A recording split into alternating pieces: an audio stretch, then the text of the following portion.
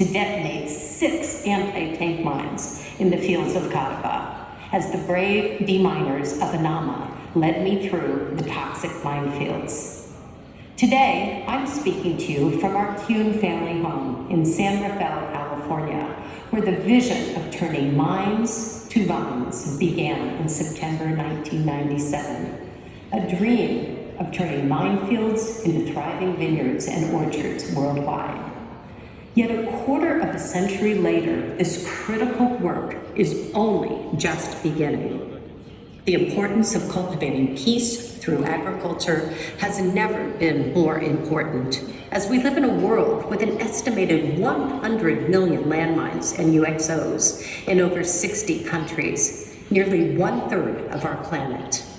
Azerbaijan is among the most heavily mined countries in the world, with over 1 million landmines and unexploded ordnance contaminating the once lush vineyards which produce some of the world's finest wines. The grapevine represents the seeds we have in common rather than those which separate us. Whether a fine bottle of wine, fresh grapes, or raisins, we must unite as humanity to heal the wounds of war across all borders as we seek to turn blood into wine, killing fields into vineyards, swords into plowshares, and yes, mines into vines. On March 4th, 2022, I took my first footsteps into the minefields of Azerbaijan in tribute to International Women's Day. It was only a week after the war in Ukraine had begun.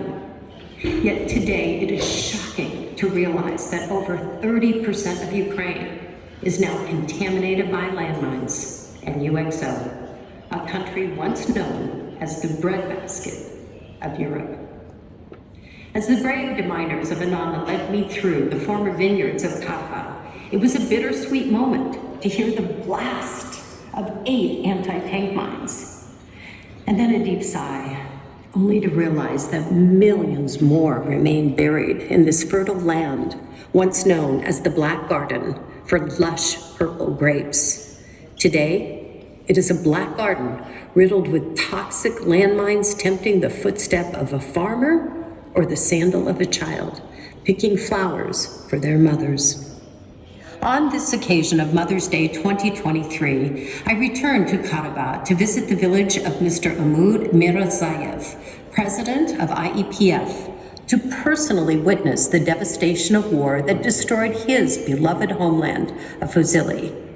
Standing on the edge of a minefield, nearly 50 women greeted me with warm hugs as they had never seen an American mother visit their remote village.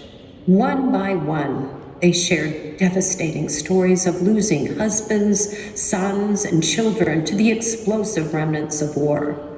Together, we signed a proclamation to eradicate landmines from the face of this earth and restore the land with regenerative agriculture.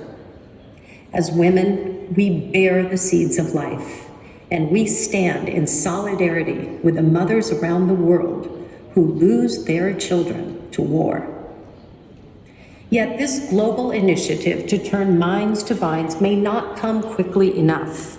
As I personally visited the hospital to hold the hand of a young father, Khazar Babashov, age 34, who tragically stepped on a landmine only a few weeks ago on April 26, 2023.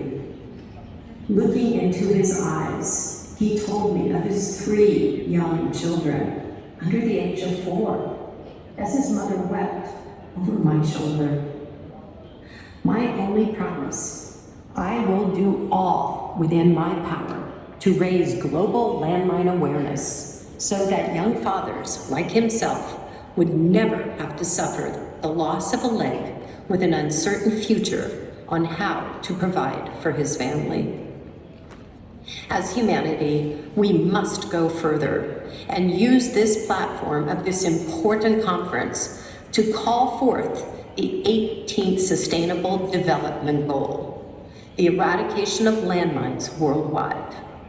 For the existing 17 Sustainable Development Goals cannot be accomplished when there are landmines in the ground.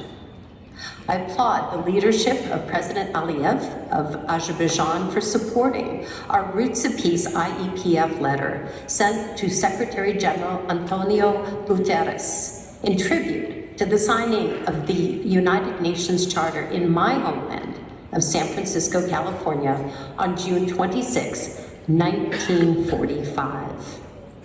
During my recent visit, we planted Roots of Peace trees, hundreds of trees of life in multiple gardens throughout Azerbaijan. I trust that these trees may bear fruit for future generations to thrive.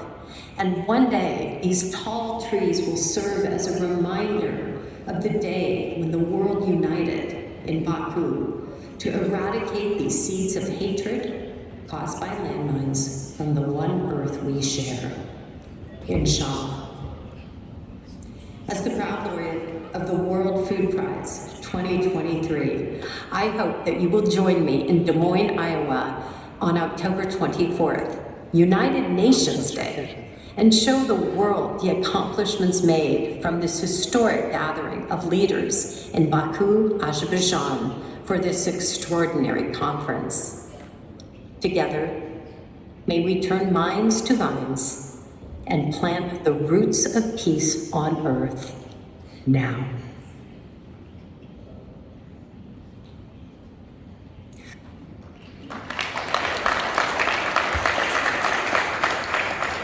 In a few minutes, as has been promised, we will start our first panel discussion, but